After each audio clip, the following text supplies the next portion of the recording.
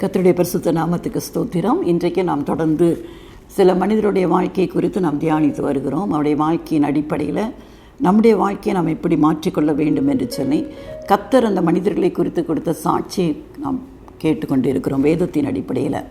அப்படி இன்றைக்கு நம்ம பார்க்க போகிற ஒரு மனிதர் தான் தாவீதை குறித்து பார்க்க போகிறோம். வேதத்தில் தாவீதை குறித்து சொல்லப்பட்டிருக்கிற ஒரு காரியம் என்னவென்று சொன்னால், அப்போஸ்தலர் 13ஆம் அதிகாரம் 22ஆம் வசனத்தை நம்ம பார்க்கும்போது, பின்பு அவர் அவனை தள்ளி தாவீதை அவர்களுக்கு ராஜாவாக ஏற்படுத்தினார்.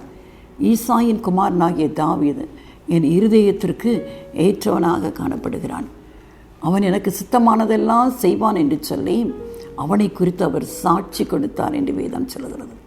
ஒரு அருமையான ஒரு சாட்சி தாவீதை குறித்து கர்த்தர் சொல்லுகிறார். என்ன சாட்சி சொல்லுகிறார்? எனக்கு சித்தமானதெல்லாம் அவன் செய்வது மட்டுமல்ல, அவன் என் இருதயத்திற்கு ஏற்றவன் என்று சொல்கிறார். எவ்வளோ அருமையான ஒரு சாட்சி தெரியுமா? கர்த்தருடைய இருதயத்துக்கு ஏற்ற பிள்ளைகளாய் நாம் இன்றைக்கு காணப்படுகிறோமா? நாம் வாழ்ந்து கொண்டு இருக்கிறோமா? ஒருவேளை இயேசு கிறிஸ்து இந்த உலகத்தில் பிறப்பதற்கு முன்பாக வாழ்ந்த ஒரு மனிதர் தான் தாவீது. அந்த தாவீதை குறித்து தான் கர்த்தர் சொல்கிறார், அவன் என் இருதயத்துக்கு ஏற்றவன். சங்கீதத்தில் பார்க்கிறோம், கரவ நாடுகளின் பின்னாக தெரிந்த அவனை கர்த்தர் எடுத்து தன் சொந்த ஜனத்தை மேய்க்கும்படியாய் இஸ்ரவேலுக்கு ராஜாவாக அவனை ஏற்படுத்தினார். ஒரு ஆடு மேய்த்து கொண்டிருந்த ஒரு தாவீது, ஆடுகளின் பின்னாக திரிந்து கொண்டிருந்த ஒரு தாவீதை கர்த்தர் இஸ்ரவேலை அரசாட்சி செய்யும்படியான ஒரு ராஜாவாக ஏற்படுத்தினார். காரணம் என்ன? அதைத்தான் அவர் இங்கே சொல்லுகிறார்.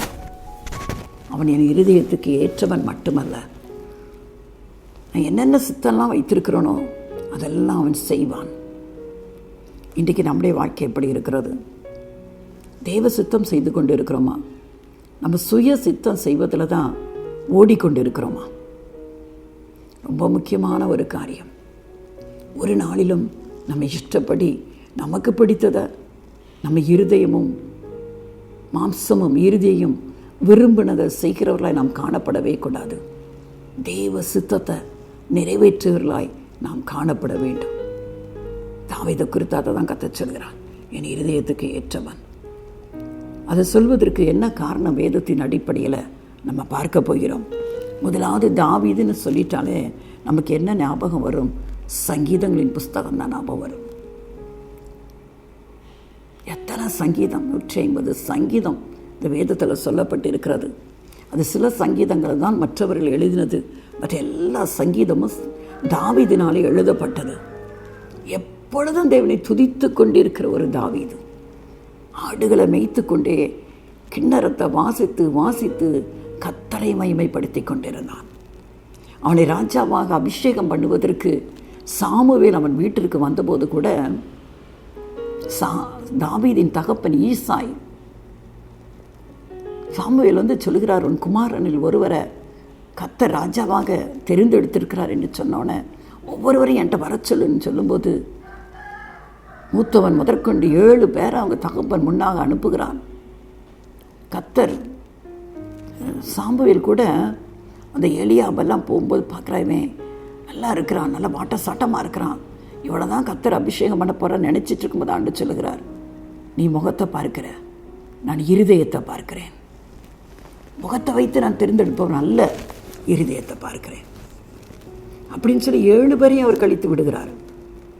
சாமுவேல் என்ன தப்பாக வந்துட்டோமா, நான் தப்பாக சத்தத்தை கேட்டுட்டேன்னு கூட அவனுக்கு ஒரு சந்தேகம் வந்திருக்கும். அப்போ தான் ஈசாயிட்ட கேட்குறாரு, உன் பிள்ளை இத்தனை தான் நான். அப்போ அவன் சொல்கிறான், இன்னொருத்தன் கடைசியாக ஒருத்தன் இருக்கிறான், அவன் எங்கே இருக்கிறான்? ஆடை மேய்ச்சிட்ருக்கிறான். சாமுவேல் சொல்கிறாரு, நீ போய் அவனை கூட்டிகிட்டு வா, அவனை வர சொல்லி ஆள் அனுப்பு, அவன் வர்ற வரைக்கும் நான் ஒன்றும் செய்ய முடியாதுன்னு சொல்லிடுறாரு. ஆள் அனுப்பி தாவீதை கூட்டிக் கொண்டு வரார்கள். அவன் வரும்போது சாமுவேல் பார்க்கிறான், சிவந்த மேனிவுடன் அழகிய ரூபம் உள்ளவன், அழகான கண்களுடையவன் தாவீது. ஆண்டு சொல்கிறான், இவன் தான், இவனை இவன் சகோதரன் நடுவில் நீ அபிஷேகம் பண்ணு கர்த்தர் சொல்கிறார். 7 பேரையும் தள்ளிட்டார் ஆண்டவர். 8ஆவதான தாவீதை கர்த்தர் ராஜாவாக அபிஷேகம் பண்ணுகிறார். காரணம் என்ன தெரியுமா? ஆடுகளை மேய்த்து கொண்டிருந்தாலும் அவருடைய உள்ளம் கர்த்தரை துதித்து கொண்டே இருந்தது. துதிக்கிற ஒரு தாவீது அவன். கோலியாத்திற்கு முன்பாக அவன் நிற்கும்போது கூட சவுல் நிறைய ஆயுதங்கள் எல்லாம் அவனுக்கு தரிக்கிறான். கோலியாத்தை எதிர்கொண்டு போவதற்கு கவசம் எல்லாத்தையும் போட்டு விட சொல்கிறான். தாவீது அதில் நடந்து எனக்கு இதில் அபியாசம் இல்லை, வேண்டான்னு சொல்லிக்கிறான். சின்ன பையனாக இருக்கிற நீ எப்படி அவனை மேற்கொள்ள முடியும்ட்டு தன்னுடைய சந்தேகத்தை சவுல் கிளப்புகிறான். ஆனால் தாவீது சொல்லுகிறான், நான் இப்படி ஆடு மேய்ச்சிட்டு இருக்கும்போது ஒரு தடவை ஒரு கரடி வந்துச்சுது, ஒரு தடவை ஒரு சிங்கம் வந்துச்சுது. நான் தொடர்ந்து போய் அந்த வாயை கிழித்து அந்த ஆட்டை மீட்டுக்கிட்டு வந்துட்டேன். பாருங்க, அவன் உயிருக்கு பயப்படலை. நான் பின்னாக போய் பாருங்க, ஒரே ஒரு ஆடு, ஆனால் ஒரு சிங்கத்தையோ ஒரு கரடியோ பின்பற்றி போகணும்னா இவன் உயிர் போனாலும் போயிடும். சிங்கம் ஒரே அடியை அடிச்சிடலாம். இப்போ மற்றவங்கன்னா எப்படி இருப்பாங்க? சரி, ஒரு ஆடு தானே போனால் போட்டுன்னு விட்டுருப்பாங்க. ஆனால் இவன் பாருங்க, அந்த ஒரு ஆட்டுக்காக தாவீது போய் சிங்கம் கரடியின் வாய்களை கிழித்து அந்த ஆட்டை தப்பி வைத்து கொண்டு வருகிறான். பாருங்க, ஒரு ஆட்டின் மேலே கரிசனை உள்ள தாவீது. இன்றைக்கு ஆண்டவராக இயேசு கிறிஸ்துவும் ஒரு நல்ல மேய்ப்பனாய் பாதை தவறி வழி தவறி எங்கே போகிறதுன்னு தெரியாமல் பாவ சேற்றில் பலவிதமான பாவ பழக்க வழக்கங்களினால சிக்கு கொண்டிருக்கிற எத்தனையோ பேர் நம்மை சுற்றி வாழ்ந்து கொண்டு இருக்கிறாங்க. வழி தெரியாதபடியினாலே எதெல்லாமோ நம்பி ஏமாந்து கொண்டு இருக்கிற இன்றைக்கும் இருக்கிற உலகத்தில் அந்த ஒரு ஆட்டுக்காக எப்படி அவன் சென்று அதை மீட்டு கொண்டு வந்தானோ அதே விதமாய் பாவத்தில் தங்கள் வாழ்க்கையை நாசமாக்கி கொண்டு இருக்கிற ஒரு காலகட்டம் வரும்போது இனி வாழ்வதை விட சாவதே மேல் என்று சொல்லி தங்களை உயிரை மாய்த்து கொள்ள துடிக்கிற அநேகர் மத்தியில் அவர்களுக்கு ஒரு விடுதலையை கொடுக்கும்படியாய், இந்த பாவத்திலிருந்து அவர்களுக்கு விடுதலை கொடுக்கும்படியாய் தன்னுடைய சொந்த இரத்தத்தை சிலுவையில் சிந்தினாரே அன்பு தகப்பன், அன்பின் ஆண்டவர், அன்பின் கடவுள் இயேசு கிறிஸ்து ஒருவர் மட்டுமே. அவர்தான் அன்பு நிறைந்த கடவுள். எப்படிப்பட்டவராக இருந்தாலும், எத்தனை கொடிய பாவம் செய்திருந்தாலும் தம்மண்டை வருகிற ஒருவரையும் தள்ளாடவிட்டார். யாரே நீ தள்ளிப்போ, நீ இந்த பாவம் செஞ்சிருக்கிற, நீ என்கிட்ட வராத என்று சொல்லுகிற தேவன் அல்ல. யாரெல்லாம் தான் செய்தது பாவம் என்று ஒத்துக்கொண்டு, ஒருவேளை அவங்க செய்த பாவத்திற்கு எந்த பாவம் செய்திருந்தாலும் சட்டம் தன் கடமையை செய்யும். உலகத்தில் அந்த தண்டனை அவர்களுக்கு உண்டு. ஆனால் அந்த தண்டனை, உலக தண்டனை பெற்றவங்களுக்கு சமாதானம் வர முடியாது. எப்பவும் ஒரு பயம், எப்பவும் ஒரு கலக்கம், எப்பவும் கவலை தான். ஆனால் உண்மையாக பாவத்திலிருந்து உண்மையான விடுதலை எங்கே வரும் தெரியுமா? இயேசு கிறிஸ்துவின் ரத்தம் மட்டும்தான் பாவத்திலிருந்து விடுதலை கொடுக்க முடியும். யார் யாருடைய பாவம் அவர்கள் இன்றைக்கி பயமுறுத்தி கொண்டிருக்கிறதோ, சமாதானத்தை கெடுத்து கொண்டிருக்கிறதோ, தற்கொலைக்கு நேராய் மானம் அவமானம் வெக்கம் தாங்க முடியல, செத்தாதான் போதும் என்று சொல்லி இன்றைக்கு திட்டம் போட்டு கொண்டு இருக்கிறார்களோ அவர்களுக்கு ஒரு நற்செய்தி. எந்த கொடிய பாவம் செய்திருந்தாலும் பாவத்தை உணர்ந்து என்னை மன்னிங்க என்று சொல்லி இயேசுவை நோக்கி பார்க்கும்போது கல்வாரியில் எனக்காக உங்களுக்காக தன்னுடைய ஜீவனை கொடுத்து அதிலிருந்து வழிகிற இரத்தத்தினாலே என்னுடைய பாவத்திலிருந்து நமக்கு விடுதலை கொடுக்கிற தேவன். செய்ய வேண்டியதெல்லாம் ஒரே ஒரு காரியம், இயேசுவே என் பாவத்தை மன்னிங்க, என் பாவத்தை மன்னிங்க, உங்கள் இரத்தத்தினால என்னை கழுவுங்க, எந்த பாவினாலும் தள்ளிவிட மாட்டேன்னு சொல்லி இருக்கிறீங்களே, என் பாவத்திலேருந்து எனக்கு ஒரு விடுதலை தாங்க என்று சொல்லி அவர் தேவனுடைய குமாரன் என்று நம்பி, அந்த நம்பிக்கையோடு எனக்காக தான் சிலுவையில் தன் ஜீவனை கொடுத்து என்னை மீட்டெடுக்கும்படியாய் இந்த உலகத்தில் மனுஷனாய் வந்து பிறந்து மரித்து 3ஆம் நாளில் உயிரோடு எழும்பி இன்றைக்கும் பரலோகத்தில் வீற்றிருக்கிற இயேசு கிறிஸ்துவை நம்பி உங்கள் பாவங்களை நீங்கள் சொல்வீர்கள் என்று சொன்னார். உண்மையான மனஸ்தாபத்தோடு அதை அறிக்கை செய்வீர்கள் என்று சொன்னார். எல்லா பாவத்தையும் நீக்கி உங்களுக்கு விடுதலை கொடுக்கிறவருக்கு உண்மையுள்ள ஆண்டவர் இயேசு கிறிஸ்து ஒருவர் மட்டுமே. ஒவ்வொரு ஆத்மாவுக்காகவும் கரிசனை உள்ள தேவன் தேடிக்கொண்டிருக்கிறார். நான் படைத்த என் ஜனம், நான் படைத்த என் பிள்ளைகள் மாறிவிட மாட்டார்களா, மனம் திரும்ப மாட்டார்களா என்று சொல்லி ஏக்கத்தோடு காத்து கொண்டிருக்கிற ஒரு அன்பின் தெய்வம் யார் என்று சொன்னார்? இயேசு கிறிஸ்து.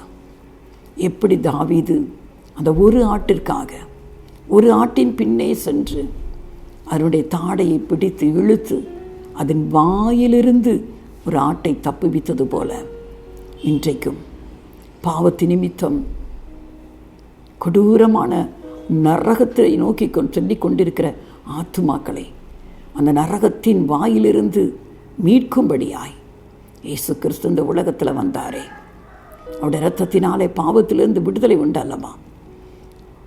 இன்றைக்கு அதை அசட்டை பண்ணிடாதீங்க, ஓடி வந்து விடுங்க. யாராக இருந்தாலும், எந்த ஜனத்தாயாக இருக்கலாம், எந்த மதத்தினராக இருக்கலாம், யாராக இருந்தாலும் இயேசு கிறிஸ்துவின் இரத்தம் ஒன்று மட்டுமே பாவத்திலிருந்து விடுதலை கொடுக்கும் என்பதை நீங்கள் நம்புவீர்கள் என்று சொன்னார். இந்த உலகத்தில் மட்டுமல்ல, ஒரு சமாதானமான வாழ்க்கை, இனி வாழப்போகிற ஒரு உலகம் உண்டு. அதுதான் நிரந்தரமான உலகம். அதை இன்றைக்கு தீர்மானிக்க வேண்டியது இன்றைக்கு அல்லவா? ஒன்று நரகமா, இல்லாவிட்டால் இயேசுவோடு பரலோகமா? யாருடைய பாவமெல்லாம் இயேசு கிறிஸ்துவின் இரத்தத்தினாலே கழுவப்பட்டு இருக்கிறதோ, விடுதலையாக்கப்பட்டு இருக்கிறார்களோ, அவர்களுக்கு நிச்சயம் சொர்க்கம், மோட்சம், பரலோகம், அந்த இடத்துல இடம் உண்டு. இந்த உலகத்தில் மரித்து போனாலும் தூக்கத்திலிருந்து எழும்பும்போது எப்படி ஒருவன் எழுப்பானோ அதே மாதிரி தூங்கி எழுவது போல இருப்பதான் மரணம். எழும்போது பரலோகத்தில் என்றென்றைக்குமாய் வாழலாம். ஆனால் இயேசு இல்லாமல் மரிக்கும்போது, இயேசுவின் இரத்தத்தினால பாவத்திலிருந்து விடுதலை இல்லாமல் மரிக்கும்போது அவருடைய வாழ்க்கை பயங்கரமாய் போய்விடும். என்றென்றைக்கும் நரகத்தில் நரக வாழ்க்கை. அதில் தப்பித்து வரவே முடியாது. அதனுடைய வேதனையை சொல்லவே முடியாது. கொடுமையானது, கொடுமையானது. இன்றைக்கி நிறைய பேர் நினைக்கிறாங்க, இப்படி வாழ்வதனால இதை காட்டில் வேறு என்ன கொடுமை இருக்க போது, நரகத்திலே நான் போயிருக்கிறேன், நரகத்தை இங்கே இந்த உலகத்தில் நான் நரகத்தை தான் நான் அனுபவித்துட்ருக்கேன்னு தெரியாமல் சொல்லி கொண்டு இருக்கிறார்கள். அந்த நரகம் என்பது பயங்கரமானது. நினைத்து பார்த்தால் கூட திரும்ப வர முடியாது. இன்னைக்கு தேவ சமூகத்தில் ஒப்பு கொடுப்போமா? ஒரு தாவீது ஒரு ஆட்டிற்காக தன் ஜீவனையும் பாராமல் அதை தப்புவித்தது போல, இன்றைக்கும் ஒரு நல்ல மேய்ப்பராக இயேசு கிறிஸ்து எனக்காக, உனக்காக, உங்களுக்காக காத்து கொண்டிருக்கிறார். என் பிள்ளைகள் இடத்துல வந்துவிட மாட்டார்களா என்று சொல்லி, அந்த தாவீது தான் ஆடுகளை மேய்த்து கொண்டிருக்கும் போதும் எப்பொழுதும் தேவனை நோக்கி துதித்து கொண்டிருந்தான் என்று வேதம் சொல்கிறது. ரெண்டாவதாக அவனை குறித்து நம்ம பார்க்கும்போது, சாமுவேல் ராஜாக்கள் புஸ்தகத்தில் பார்க்கும்போது, தாவீது தன் தேவனாகிய கர்த்தருக்குள்ளே தன்னை திடப்படுத்தி கொண்டான் என்று வேதம் சொல்கிறது. ஒரு முறை அவன் பெலிஸ்தரோடு யுத்தம் பண்ண போய் இருக்கும்போது, திரும்ப வரும்போது அமலேக்கியர் வந்து அவனுடைய குடும்பத்தில் உள்ள பிள்ளைகள், மனைவிகள், ஆடு மாடு, அவனோடு சேர்ந்து இருந்த மற்றவர்களுடைய மனைவி எல்லாரையும் பிடித்து கொண்டு போய்விட்டார்கள். அப்போ தாவீதோடு கூட இருந்தவர்களே அவனை கண்டறிந்து கொள்ள வேண்டும் என்று சொல்லி பேசிக்கொண்டார்கள். இந்த வார்த்தைகள் எல்லாம் தாவீது கேட்டான். ஆனால் அவன் செய்த ஒரே ஒரு காரியம் மட்டுமல்ல, தன் பலனின்றி போக மட்டும் தேவனுடைய சந்நிதியில் அழுதான். அழுதது மட்டுமல்ல, தன் தேவனாகிய கர்த்தருக்குள்ள தன்னை திடப்படுத்தி கொண்டான். அன்பு தெய்வ பிள்ளைகளை, இதை கேட்டுக்கொண்டிருந்த யாராக இருந்தாலும், உங்கள் வாழ்க்கையில் பிரச்சனைகள் வருதோ, போராட்டம் சகிக்கவே முடியலையோ, இதை கேட்டுக்கொண்டிருக்கும்போது கூட எத்தனையோ பேர் அப்படிப்பட்ட சூழ்நிலையில் இருக்கிறீங்களோ, நாளைக்கு எப்படி இதை சந்திப்பேன், ஐயோ பயங்கரமாக இருக்கிறது என் சூழ்நிலை, தப்பிக்கிறதுக்கு வழியே இல்லையே, கடன்காரன் இருக்கலாம், வியாதியின் கொடுமை வேதனையாக இருக்கலாம், பிள்ளைகளுடைய எதிர்காலம் எப்படி இருக்குமோ என்று சொல்லி எல்லா விதத்திலும் நீங்கள் நெருக்கப்பட்டு கொண்டிருக்கிறீர்களோ, சொந்த பிள்ளைகள் உங்களை வெறுக்கலாம், கட்டின கணவன் வெறுக்கலாம், கட்டின மனைவி உங்களுக்கு துரோகம் செய்யலாம்,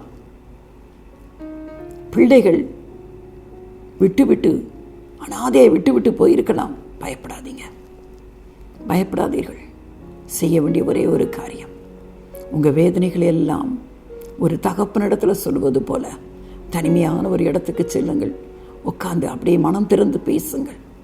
நான் இருக்கிற சூழ்நிலை இதுதான், என்னை நெருக்கி கொண்டு இருக்கிற வேதனைகள் இதுதான், எனக்கு இதுலேருந்து எப்படி விடுதலை பெறனே தெரியல என்று சொல்லி உங்கள் உள்ள குமரலை அவர் சமூகத்தில் அழுகையாய் அப்படியே கொட்டி விடுங்கள். மற்ற யார்ட்டையும் போய் சொல்லி அழுது புலம்பாதீர்கள். பிரயோஜனமே கிடையாது. கேட்டுவிட்டு வெளியே போய் தூற்றதான் செய்வார்கள். ஆனால் கேட்பது மட்டுமல்ல, உடனடியாக அதற்கு பதில் கொடுக்கிற ஒரு அன்பு தெய்வம் உண்டு என்று சொன்னார். இயேசு கிறிஸ்து தான்.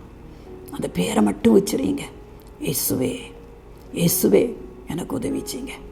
நான் இருக்கிற சூழ்நிலை இப்படி இருக்கிறது, என் பிரச்சனைகள், என் பாடுகள், என் நெருக்கம், என் வியாதி, என் கடன் தொல்லை, வெளியே தலை காட்ட முடியாத அவமானம் என்னை சூழ்ந்திருக்கிறது, எனக்கு உதவி செய்வார் யாரும் இல்லை என்று சொல்லி தேவ சமூகத்தில் உங்கள் மனக்குமரலை நீங்கள் கொட்டுவீர்கள் என்று சொன்னார். வேதம் சொல்கிறது, தாவீது தன் தேவனாகிய கர்த்தருக்குள்ள தன்னை திடப்படுத்தி கொண்டான். அடுத்ததாக ஆண்டவர்கிட்ட கேட்குறான், ஆண்டவரே நான் என்ன செய்யணும்? அந்த படையை நான் பின்தொடர்ந்து போகலாமா போகக்கூடாதா?